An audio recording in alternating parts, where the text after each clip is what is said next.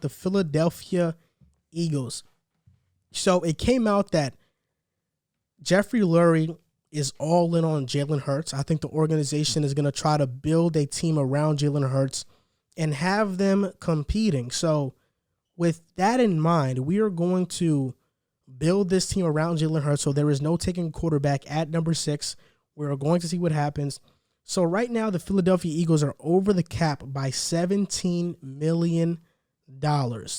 They could free up $10 million by cutting Derek Barnett, an additional $5 million by cutting Zach Ertz. Alshon Jeffrey, even though a lot of people think he is a cut candidate, if they cut him, they take on a dead cap of $3 million. So I don't think they do that. Marquise Goodwin frees up $4 million. And then if they cut these players post-June, then Fletcher Cox can free up $16 million and Brandon Graham can free up $13 million. I don't think they go that route, but pending free agents right now, Deshaun Jackson, Jason Peters, Jalen Mills, Nickel Roby-Coleman, Vinny Curry, Nate Jarry, and Richard Rodgers. I don't think the Eagles are going to have enough money to even sign free agents. I think they're going to have just enough money to maybe re-sign a guy and for their draft. But, I mean, they are in a bind right now. Yeah, they're in a really tough spot money-wise. Looking at this list of guys that they're trying to bring back, you got to keep it to like one or two guys that they should really key in on. The two guys that I picked out of the list that I would really try and focus on bringing back are Jalen Mills and Jason Peters. I feel like it's two positions of need for them and two of the most impactful guys on the list. The price tags might be a little bit much for them to match, but if they can make it work, out of any of the guys on the list, those would be the two guys that I would target to bring back. But again, the money is going to be so tough that I don't even know if they're going to be able to make that work. Yeah, I think the only guy they should try to bring back is Jalen Mills because he has been a pretty productive player for them. But these are their positions of needs. They need a cornerback. They need another receiver. They need a linebacker. They need linebackers because their linebacker core is bad. They need a defensive end. They need a left tackle and a left guard. It really depends on if you think Andre Dillard is the answer at tackle or at left guard. To this point, I don't think he has shown that he is that. Because of that, I don't know. Maybe the Eagles should address that in the draft. We'll see what happens. But in terms of free agency, I think the Eagles, they can't sign any big-time names. So they have to try to go for players who have failed in different situations and maybe revitalize their career. At cornerback, I got guys like Kevin King, Garyon Conley. Even though he's not a bad corner, Michael Davis from the Chargers, I think he was good with the Chargers, but if the Eagles can bring him on a team-friendly deal, he can make an impact. And if the 49ers don't bring him back, Jason Verrett. I think Jason Verrett is a really good corner, and he can solidify that cornerback room for the Eagles. Then at linebacker, Gerard Davis, a failed first-round pick. Neville Hewitt, who wasn't too bad with the Jets. Patrick Onwuasor, Anthony Walker Jr., who's a linebacker for the Colts, and Devondre Campbell. So they have to really go on a budget here because there isn't really much to work with in terms of cap.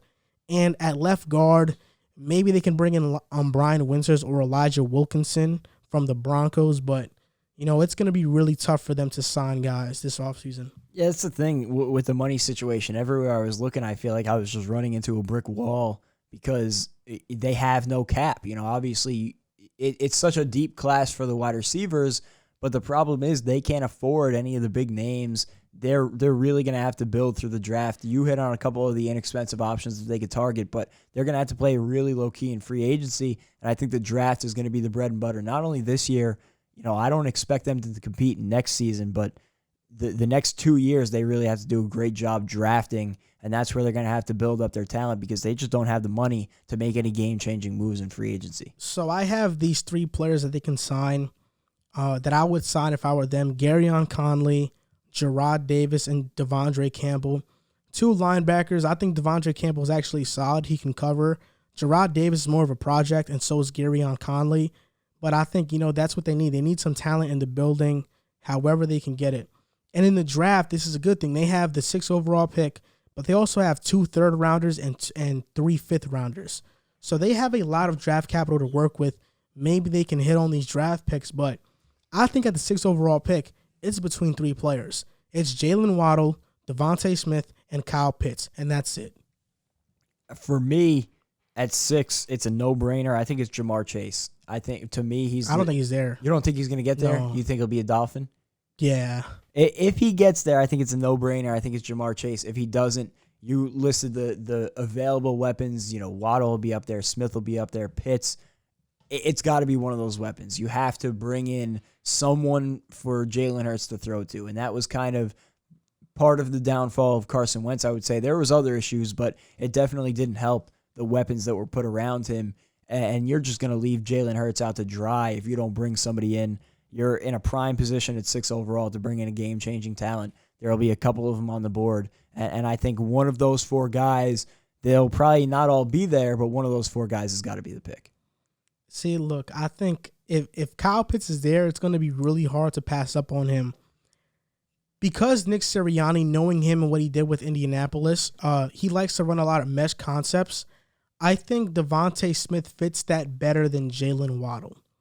So I can see them going the Devontae Smith route, running him off of screens, running him off of drags. I think that's a realistic option.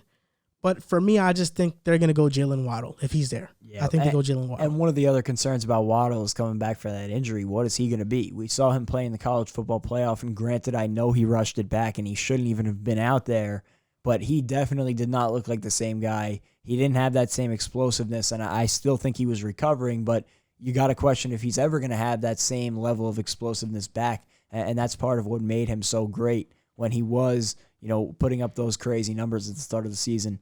You look at Pitts, and a lot of people like to use the argument that, top round tight ends haven't panned out the past couple of years. I think that Kyle Pitts translates to more of a wide receiver in the NFL than anything, or at least a wide receiver playing the tight end position. The guy is a Swiss Army knife. He can do it all, and I think he could transform an offense. I think he'll end up being one of the best players in this draft. So I think that would be a solid pick for him. So I think, that's why I said it's going to be really hard to pass up on Pitts if he's there, because if Pitts is there, I think he can be more impactful than Devontae Smith and Jaylen Waddle. So I would be all for them drafting Kyle Pitts.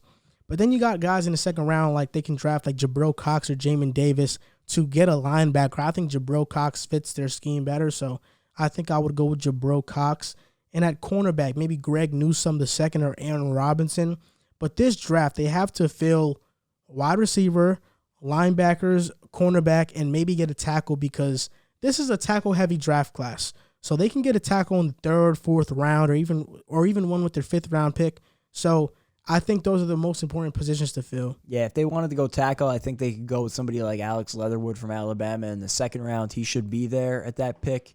I don't think that would be a bad pick. There's so many things that they can do because there are so many holes. I think they could also go wide receiver later on. It's a deep wide receiver class, so a guy like Rondell Moore, maybe Rashad Bateman, although I don't know if he falls that far, Dwayne Eskridge, or, there's some defensive options. You could go cornerback, Asante Samuel Jr. in the 2nd, Paulson Adebo, however you pronounce his name, from Stanford, the cornerback, should be there at their 3rd round pick. So there's options they have so many positions of need that there are going to be so many options at every pick they have.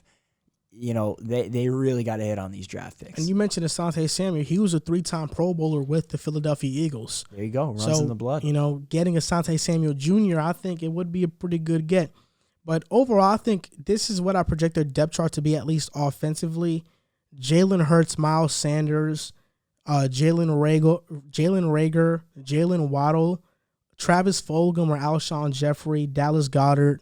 I don't think Jason Peters is there. I don't know how they're going to fill that left tackle void. Left guard, I think Ajay Dillard will probably start. At guard, I'm not sure. Probably Isaac Seumalo.